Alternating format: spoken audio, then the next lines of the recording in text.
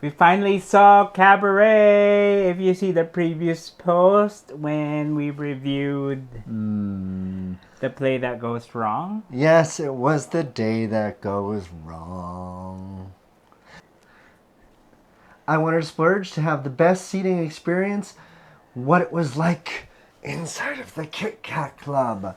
And unfortunately, the same night we found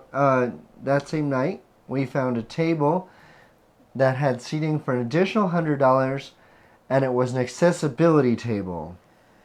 And then we talked about it. I just wanted to make sure, so we called the August Wilson Theater, and they said those are marked as wheelchair accessible, but anyone can buy those seats. So we went ahead and splurged and got a table seating. We will show you the seating arrangement. That's where we're seated. We're about 10 feet away from the stage. Yes. They strongly suggest, and we also strongly suggest, going there 75 minutes before as the pre-show gets started. Right. Once you get there, there's two lines, one for door 1 and door 2. Door 1 is sort of like a shortcut for people who are not as mobile. And door 2 is the beginning of your experience through the hallway. This is what you're mostly going to see in a lot of those filmed clips. Right. That neon lit hallway with the posters. You're going into a club. You're going underground. You're going somewhere nobody else knows about. And as you walked in, you are offered a sherry liqueur. Of course, I took mine, even though I don't drink anymore. I gave it to him. All right. So now once you have your drink, you're escorted into this 1920s, 1930s... The bar, right? The ground floor. Underground bar. And then you see a small stage with a performer and a pole. I don't know what that pole is for. I didn't see the pole. No, I wasn't drunk. I saw the pole. But anyway, so there's about 2 bars on the ground floor. There are 2 bars. And then the other bar is more of a piano bar. Right. And then you go upstairs, which is the mezzanine level. And actually it's the main.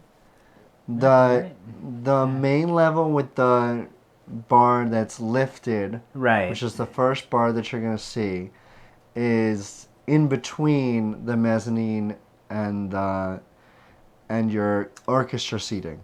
Right. And then the lower bar is on the same floor as the orchestra table seating. So the lighting was kind of muted orange, and you see a lot of fringe.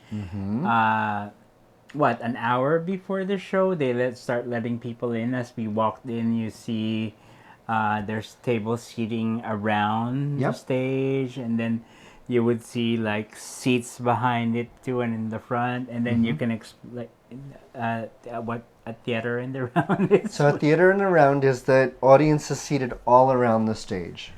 Which is exactly what you were just describing a second ago. Okay. And we got table seating, so we had a telephone with a light on our table. Right. And this is the original tickets that we had. Our food and drink would have been included. 2 drinks and a bit of food, snacks. So they redid the August Wilson Theater. They moved the stage a little bit. It's a little bit smaller than the usual, right, theater. There's also balcony seating. Of course, the premium seats would be the one where, like a table. That premium seat was where that blonde girl was sitting. And you'll see why if you go to see that show.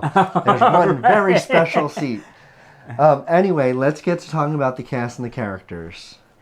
So this revival of Cabaret, which is the 4th edition, it started in the West End, and it was headlined by Eddie Redmayne.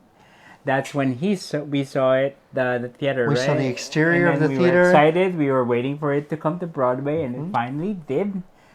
He plays the Emcee, which is a very iconic role and played by previous. Also Joel Grey and Alan Cumming. Eddie's made his mark on this, 100%. And the leading lady is Gayle Rankin playing Sally Bowles. Gayle Rankin played She-Wolf? She-Wolf in from Glow. Yeah. Yes. And of course, Fräulein Schneider, who is the landlady, the German landlady, where Sally Bowles is renting, and other characters too, is played by none other than the fantastic Bebe Neuwirth. Clifford is played by Atto Blankson Wood.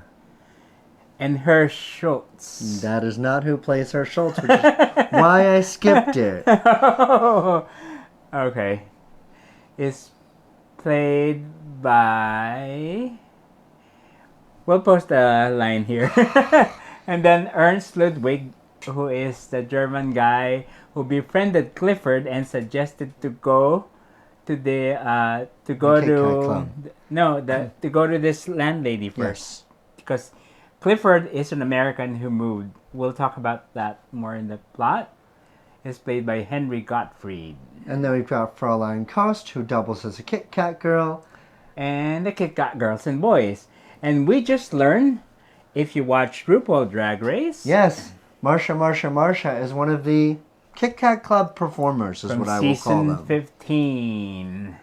So the story, if you're not familiar with Cabaret... It is pre-war Berlin.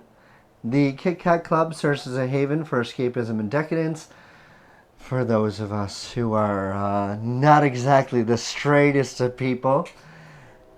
Amidst this backdrop, American writer Cliff Bradshaw falls for English cabaret performer Sally Bowles. Their romance intertwines with the club's eccentric patrons as the blooming threat of Nazism casts a shadow over their lives, leading to a poignant exploration of love, identity, and survival in the face of political turmoil. There is another sub-story which is also touching. This is a little bit closer to what's going on outside the KitKat Club. Fräulein Schneider and Herr Schultz do find love in each other. They're a bit older couple. They have to face the cultures outside more than most of the cabaret performers do. And of course, Fräulein Schneider is German, while Herr Schultz is Jewish descent. German. And German because he was born and raised there. Yep. He is a fruit vendor amidst the rising tide of anti-Semitism in the 1930s Berlin. And even though they fall in love, their relationship becomes a casualty. Spoilers, if you don't know what we're talking about. Things go down that happen in history, and it starts to affect the cabaret, even though the cabaret is really doing not too much to fight it. Right, so... What do we think of the characters, though? Characters were fantastic. I sympathized a little bit more with Herr Schultz and Fräulein Schneider than I usually do. I'm used to be fully like, here, let's cry for the Emcee. Right. How about you? Well, the beginning song, Willkommen, Eddie Redmayne, that was like a big wow. It set the tone, and it set the bar so high. Luckily, a lot of the numbers lived up to that bar that was set in the beginning. Eddie Redmayne is very talented, very captivating. And what do you think of his performance, though? Eddie was great. Eddie made a mark. Eddie made his own thing happen. It 100% is going to stand the test of time. And there are going to be people trying to live up to Eddie Redmayne's performance here. I think if you're afraid of clowns, because we have friends who were asking about it, right? There's a little bit of clowniness mostly in the Emcee. Right, but his interpretation, if you're not scared of clowns, is amazing. And Sally Bowles, whoa, where her voice reminded me of Rachel Weisz, the speaking voice, but her singing voice is fantastic. Her acting was flawless. Yep. And a lot of the reviews we're seeing are that's a little bit screechy. Mind you, this character from the original lore and within the play is number one going through a lot. Right. She's not supposed to be the best performer. And this is not supposed to be her height of performance. Right. This is more of an emotional, and she's just getting... You know the plot at this point. It's just getting worse and worse around her. Right. You're talking about the final song, which is Cabaret, right? Yeah. That's also really good, which matches the tone of the beginning song, Will Come In. And the rest, like Money, Don't Tell Mama, we tried hard not to sing. And of course, Bebe Neuwirth's performance. Oh. All right. So. And her Schultz, the partner. Oh, very touching. The Tony was just announced, the nominations. Yep. All four, the two leads and the featured actors are all nominated for a Tony. And so is this production of Cabaret is nominated for Best Revival. There's, I believe, 3 other nominations. Yep. So. What do you think of Tomorrow Belongs to Me? Okay, you keep saying it's beautiful, and yes, it is beautiful. But please go and look into the meaning and the feeling behind the song. Because even though it's beautiful, it's actually written in that way that's supposed to be like, oh, I'm entranced and I believe, and it's nationalism gone terribly wrong. End of story. Yeah. I don't care much. It's a beautiful song. It's just that, who's singing it was... I don't care much. It's always my favorite song. All right. Our verdict. What do we think of this production of Cabaret? What did it live up? First of all, you were really looking for... We were both looking forward to this. We were waiting for it, 2 years since we... Yes. So, 99% it lived up to it.